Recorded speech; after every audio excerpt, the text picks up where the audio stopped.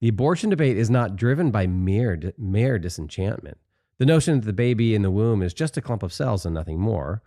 It is driven by the desire for desecration, to destroy what is sacred. We live in a world where we are taught to prize our individual autonomy and to throw off anything that might curtail or impinge upon it. That makes us feel like gods. Okay, let me pause there. I think that gives us some things to think about here. And again, we're going to relate this back to like discipleship of kids. This is important stuff to think through for the discipleship of the next generation. But he talks about kind of two things here. So it's not just driven by disenchantment, it's driven by desecration, to destroy what is sacred, is I think one of the things he talks about here. And then because the argument, if people aren't aware, the argument has kind of moved from where the apologetic against abortion used to be, and still is, but it used to be, no, this is a human being. Yeah. And now with the advancement of science and like 4D ultrasound, you can clearly see this is a human being in the earliest stages, and you can see it with your own eyes. And so now there's kind of an abandonment of, oh, this is just a clump of cells. They no longer really argue that. It's like, oh no, okay, yeah, it's a human being, small, but a human being, but it still doesn't matter. And so that's what he's talking about, that they've moved away from this argument to, I still have the right to do what I want, even if this is a human being. Yeah.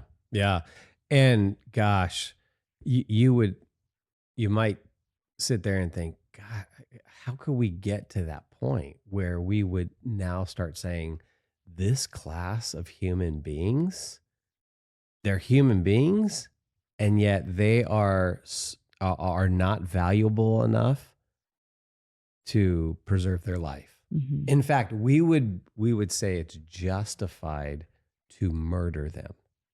Well, hey, this is not the only time in human history this has happened. I mean, we can just go back to the last century, right? Where you have obviously, German culture that said the same thing, right? Here's a class of human beings, and it was, even if they are human beings, like, and in that case, not a unborn child, but born people, like adults. And you had ideas in a culture that come to be embraced where people tolerated this.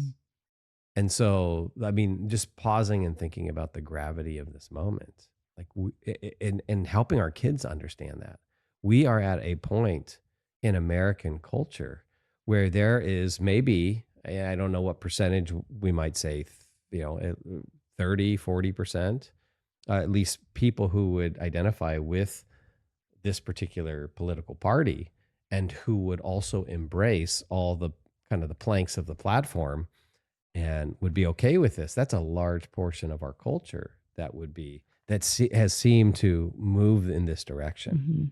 And that is in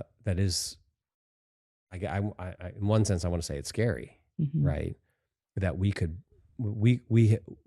we're I guess paving the way for some potentially great evils down the road. I mean, obviously, we would say abortion is a great evil in and of itself, but now we're saying we're all in on it, or there's a segment of our culture that's saying we're all in on it.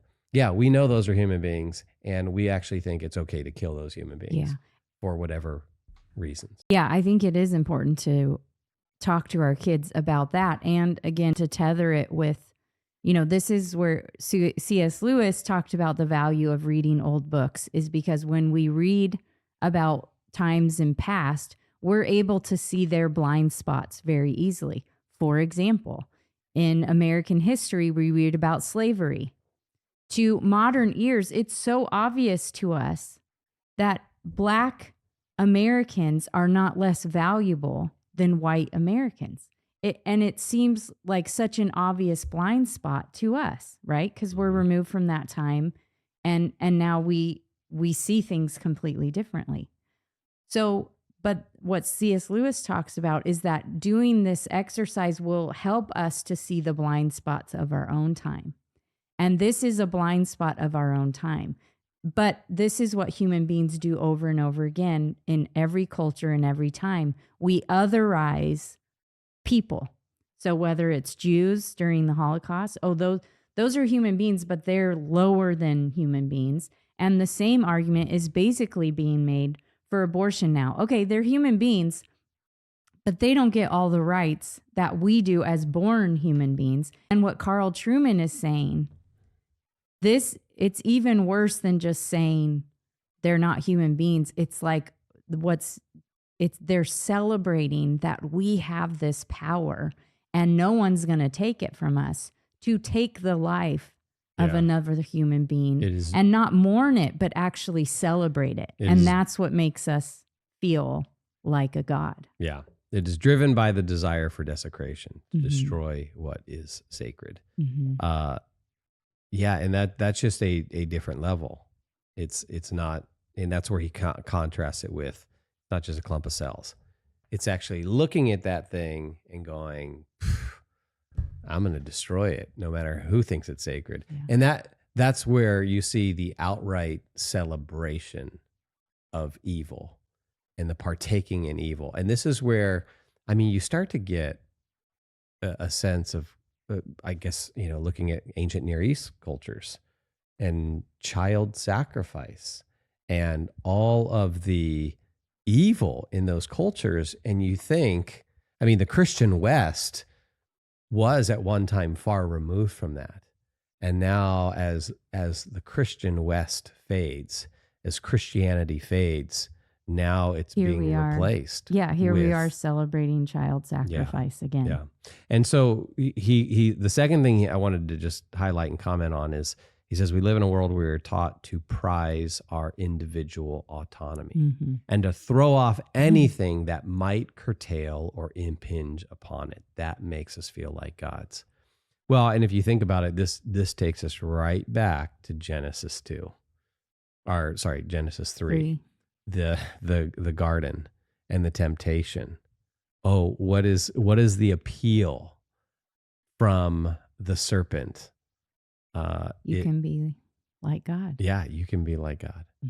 And so the temptation and the sinful impulse and desire is actually an ancient one, but this is what we see.